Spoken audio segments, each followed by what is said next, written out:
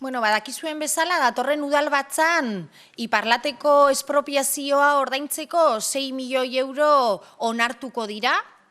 Guk lotzaz ikusten dugu nola udala saiatzen den gai honi buruz ezer ala gutxi esaten, eta planteatzen duena da sententzia bat bete behar duela diru hori ordaindu behar izateko.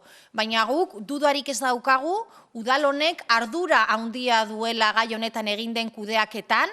Azken finean, bertan eraiki behar zen saihesbidea ez egitearen ardura nagusia bideratu ez duten plan orokorraren ondorio baita. Gogoratu behar dugu Bilboko plan orokorra 1985 urtekoa dela, hau da duela 20 urte onartutako dokumentu bat, plan hauek normalean 8 urteko iraunkortasuna dutenean. Beraz, ardura zuzena dauka diputazioarekin batera saihesbide hori orain arte egin ez izana. Eta gu dudarik ez daukagu, dirua zegoen garaietan egin ez den azpiegitura bat izan da, orain gauden egoera ekonomiko honetan, areta gutxiago, hau da, 12 milioi hauek oparitu egingo dizkiogula lurzoru horren jabeari, eta kontran saihesbidea ez dela eraikiko. Eta dudarik gabe beraien ardura den eta arduragabea den jokaldi honen aurrean ikusten dugu nola berriro alderdi sozialista bere makulu lana eginez nola babesa ematen dion kudeaketa kaskar honi. Gero eta ageriagoa geratzen ari da, gutxi ala ezerren truke alderdi sozialista prest dagoela EAJ-rekin batera mota hauetako akordio traketzetara iristeko, eta dudarik ez dugu alderdi sozialistak argi duela guk bezala, saihesbide hori ez dela eraikiko. Horregaitik guretzako ulertezina da mota honetako kudeaketa kaskarrari bere babesa ematea.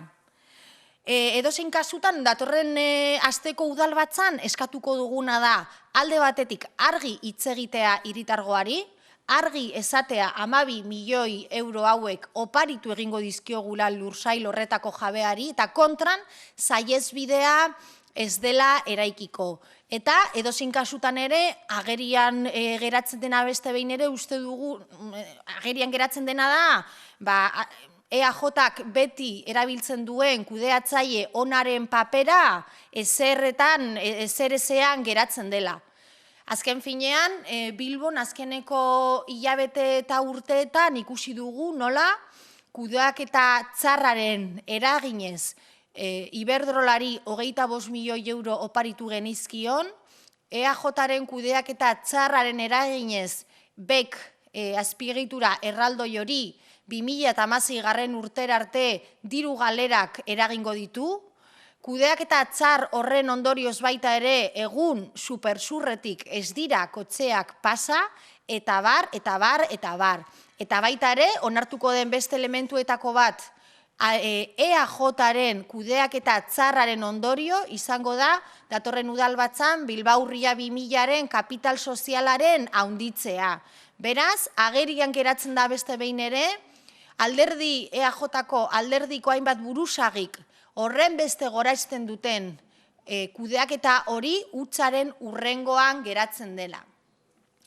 Eta dakizuen moduan, aurreko hilabeteko udalbatzan, eta bere makulu lanari jarraituz, Atxuriko kantzaren inguruan akordio batera iritzi ziren EAJ eta alderdi sozialistak, inungo zentzurik ez zuen akordioa, eta uste dugu gaur hori agerian geratuko dela. Dakizuen moduan, gaur Zurbizako administrazio kontseilua izango da arratsaldean, eta bertan planteatuko dena izango da EH Bilduk aurreko hilabetean udalbatzan proposatu zuen konponbidea. Ez zuten konponbide hori onartu nahi izan aurreko udalbatzan, eta hala eta guztiz ere gaur agerian geratuko da beraien jokaldi politikoa. Zorionez, ikusten dugu EAJak posizioa aldatu duela eta bide honetik bideratu duela Atxuriko kantzaren gaia, baina dudarik ez dago. Alde batetik, oraindik gardentasun falta dagoela beraien adierazpenetan, jarraitzen dute argi esan gabe zer eta nola egingo duten, Eta gero dudarik ez dago ezta ere, autokritika sakona egin behar dutela.